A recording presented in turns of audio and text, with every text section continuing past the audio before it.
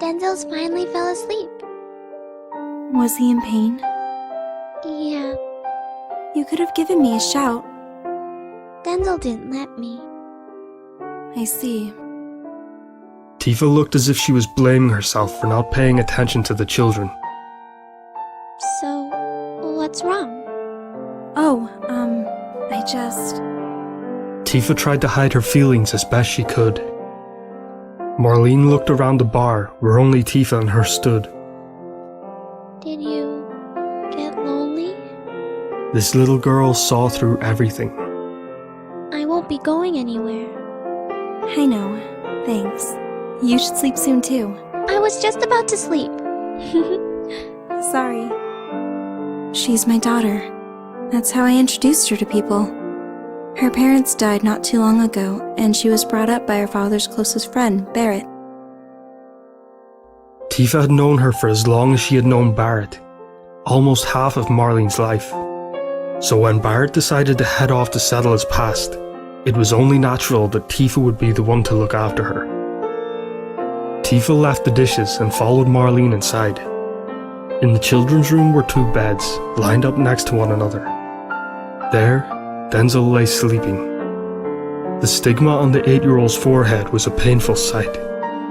Nothing could be done to ease the symptoms as the boy suffered, and his condition wasn't improving at all.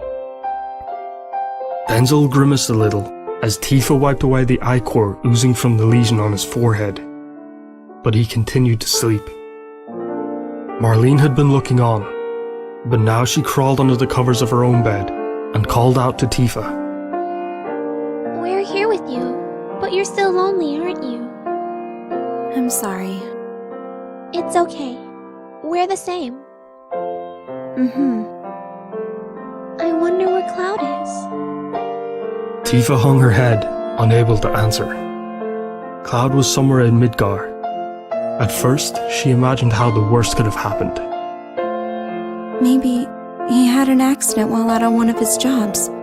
Or he was ambushed by monsters. Soon though, she realized he was still out there on jobs. There were people who had seen him out and about. He just went out, that's all. Tifa was trying to convince the children that everything was okay, but she lost her composure. Before long, the children realized something was wrong. Why did he leave? I didn't know. Maybe he had some problems to work through. But Tifa remembered Cloud's last smile. It had a kindness that made her think everything was fine. I wonder if I was mistaken.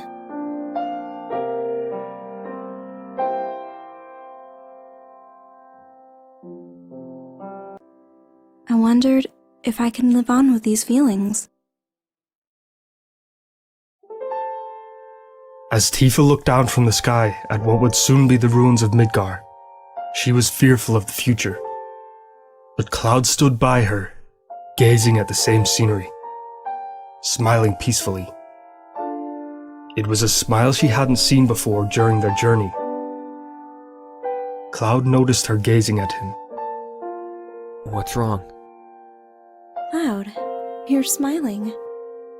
I am? Yeah. It all starts now. A new life. I'm gonna live. I think that's the only way I can be forgiven. We've been through a lot. Yeah. But when I think about how many times I've thought about how I was going to start a new life, it's funny. Why? Because I've always failed to do it. That's not funny. After this, I think I'll be okay. Because I have you this time. You've always had me. What I mean is, kinda different. Tifa went to see Aerith together with her friends. Aerith, fated to lie at the bottom of the spring in the Forgotten City for eternity. The world she saved in exchange for her life would be all right now. That's what Tifa told her. she heard a voice. Are you alright? She didn't know if it was Aerith's or her own. Tifa couldn't hold back the tears. Right after Sephiroth took Aerith's life, she had no time to grieve at all. There was sadness, but she channeled that sadness into anger and hatred toward their enemies. But now, the pain she felt when she visited this place tore her heart apart. As she fought the pain, she thought about the countless people she had made feel like this as a member of Avalanche. She overflowed with tears again. I'm sorry. I'm really sorry. She felt Cloud's hand on her shoulder. He was holding on to her firmly, as if he didn't want her to go anywhere. For now, I'll just let myself cry as much as I want. Then I'll be ready to be there for him. Because I don't know what to do all by myself. Tifa and the friends she had journeyed with for this whole trial separated just as easily as they had joined. Vincent departed abruptly, like a stranger beside you on a train who had just reached their stop. Yuffie protested. It just wasn't right for them to split up this way after everything they had been through as friends. Barrett told her that they could see each other again whenever they wanted, because they survived. Or maybe it was Sid. After promising to reunite one day, Tifa, Cloud and Barrett separated from the others, leaving for Coral Village. That was Barrett's hometown. For him, the tragedies that occurred there because of Mako were what started everything. Standing silently for a moment, he knew he shouldn't have come here. He too had to go on living, bearing sins.